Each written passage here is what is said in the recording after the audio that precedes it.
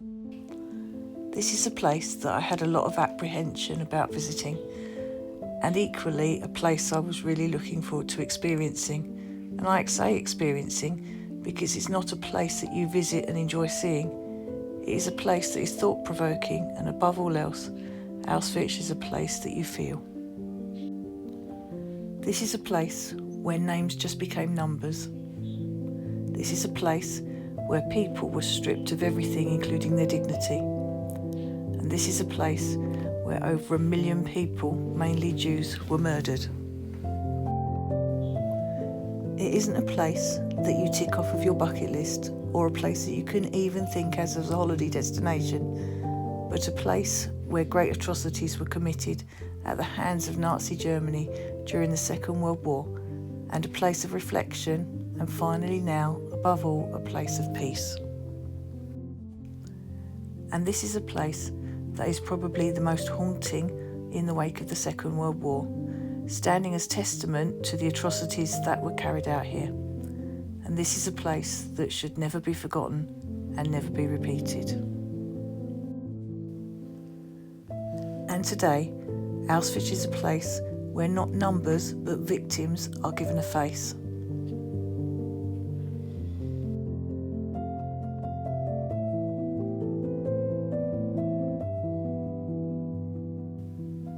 October the 7th, 1942, a camp was established in Auschwitz for Soviet prisoners of war. Around 10,000 were originally registered as prisoners and were held in a special fenced-off area comprised of blocks 1 to 3, 12 to 14 and 22 to 24.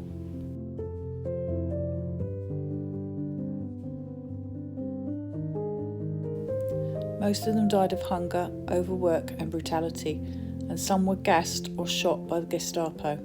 Those who refused to work were taken out of their beds naked and doused in cold water in freezing temperatures, which subsequently resulted in the deaths of many.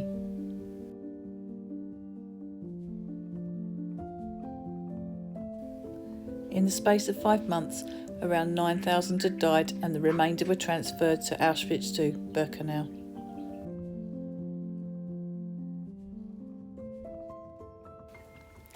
The Nazis transported Jews from all over Europe, some travelling days in cattle carts, unknowing the fate that awaited them. The Germans gave the Jewish people false hope to make them compliant.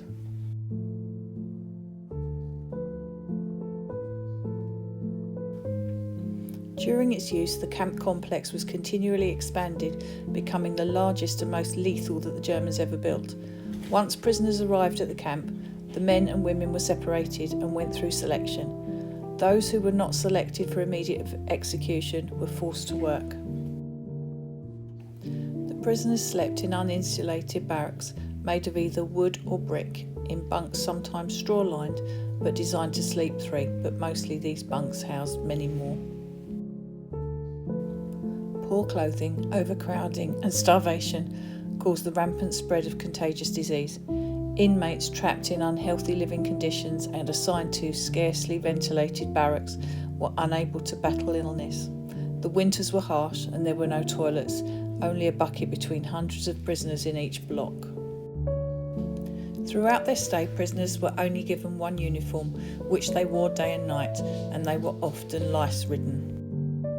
And due to such poor conditions, the average life expectancy was only a few weeks to months. Starvation was a big threat, with prisoners being given a bitter drink for breakfast and soup made with rotten vegetables or meat for lunch, and a crust of bread with margarine before bed. Guards often withheld food as punishment.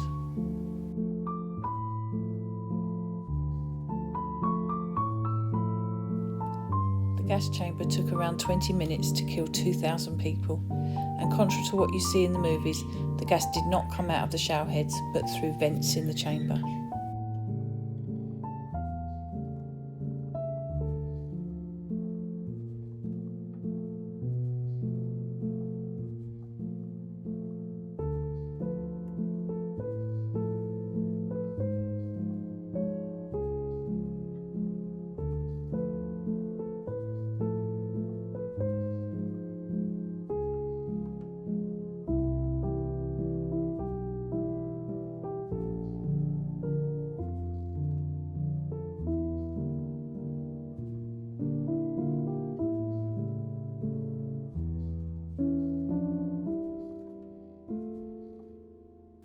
construction of Crematorium 1 began in Auschwitz 1 at the end of June or beginning of July 1940, initially intended not for mass murder but for prisoners who had been executed or who had otherwise died in the camp. The crematorium was in operation from August 1940 and to July 1943, by which time the crematorium at Auschwitz II had taken over. By May 1942, 3 ovens had been installed in the Crematorium 1, which together could burn 340 bodies in 24 hours.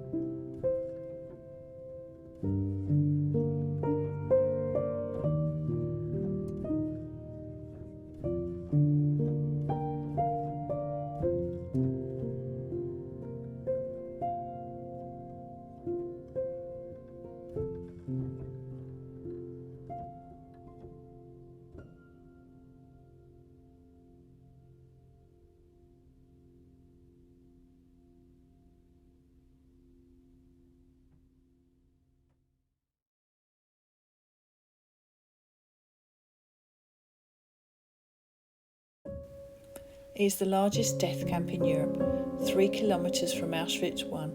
This is Birkenau.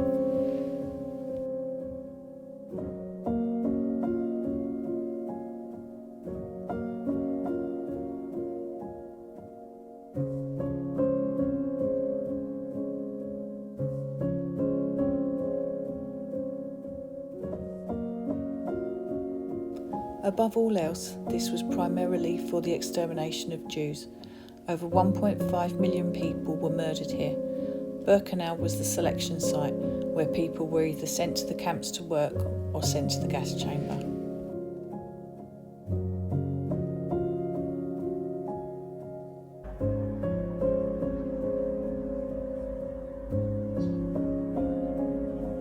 After visiting Auschwitz I in March 1941, it appears that Himmler ordered the camp to be expanded. The initial plan was that Auschwitz II would consist of 4 sectors, each consisting of 6 subcamps with their own gates and fences. The first 2 sectors were completed, but the construction of Birkenau 3 began in 1943 and stopped in April 1944, and the plan for Birkenau 4 was abandoned. There were 174 barracks, each measuring 35.4 by 11.0 metres, divided into 62 bays of 4 metres square. The bays were divided into roosts initially for 3 inmates and later for 4, with personal space of a metre square. The prisoners were forced to live in the barracks as they were building them, in addition to working. They faced long roll calls at night As a result, most prisoners in Birkenau 1B, the men's camp, in the early months died of hypothermia, starvation or exhaustion within a few weeks.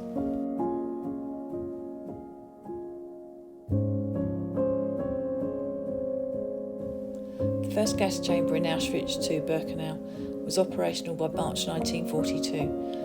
On around the 20th of March, a transport of Polish Jews sent by the Gestapo were taken straight from the freight station in Auschwitz II to the gas chamber and then buried in the nearby meadow.